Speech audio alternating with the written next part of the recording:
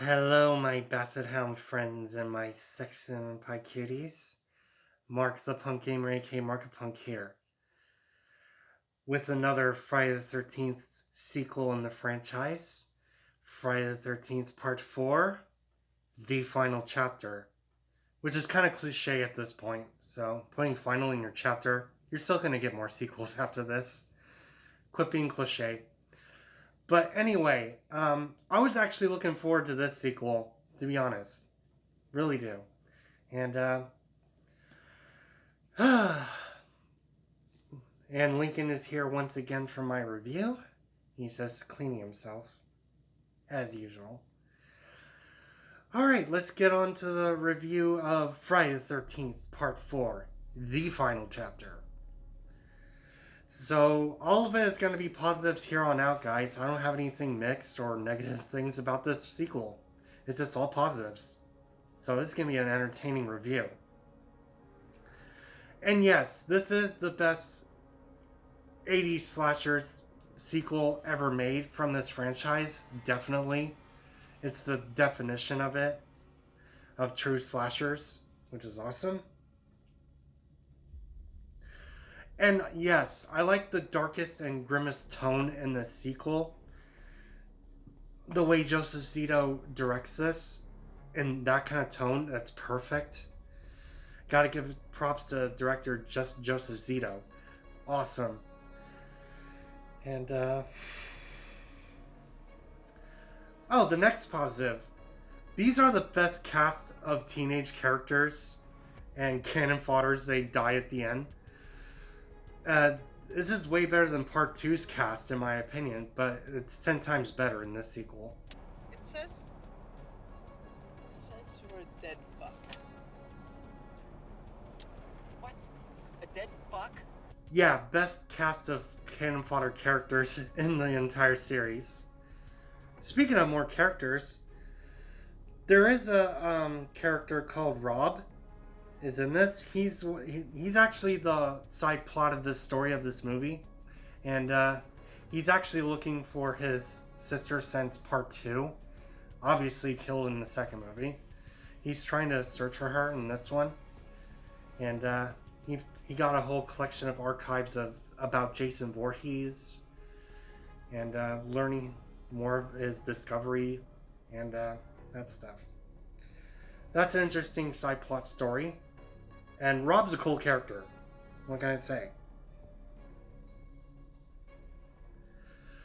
Next positive, yes, Corey Feldman as a kid is actually really fun and entertaining thing about this movie as well. He's awesome in this role as the kid Tommy Jarvis.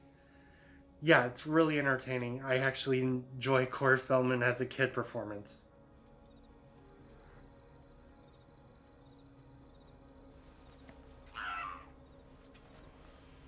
My last few positives about this movie, I do like Harry Manfredini's music score in this one. It's way better than the last three sequels. This has a way better score in this one. I love the score from Harry Manfredini. Awesome! It's 10 times better. And excuse me. All right, let's talk about Jason. This is the fun part. Ted White is playing Jason this one.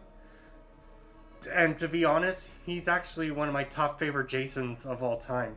Ted White's one of them. He's awesome.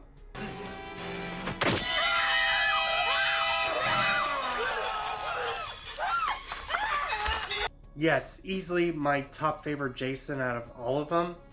Some people say Kane Hodder is their best Jason. No, I'm leaning toward Ted's White version. He's the best Jason in my opinion out of all of them. Best Jason role. And the best death of Jason too, might I add. Pretty awesome. Awesome death of him. And speaking of Jason and all that aspect to him, all the kills are damn entertaining.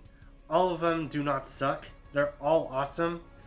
But there's minor ones that are cheap off-screen kill, but the rest of the kills are entertainingly brutal and awesome.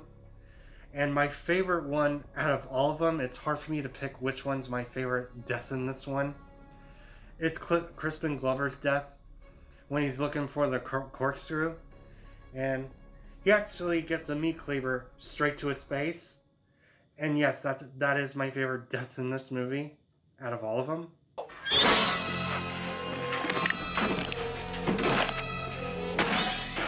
Yeah, his death is pretty awesome, and I enjoyed that one. I do enjoy the face crusher in the shower scene. I love that kill as well. He just really pushes his head until his face really caves in. It's awesome.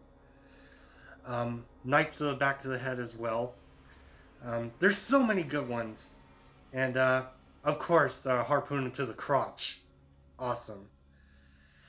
All of them are really entertaining. They really are. And, damn, this is a good sequel. It really is. I can rewatch it if I'm in a really good slasher mood right now. I would definitely pop this in. And,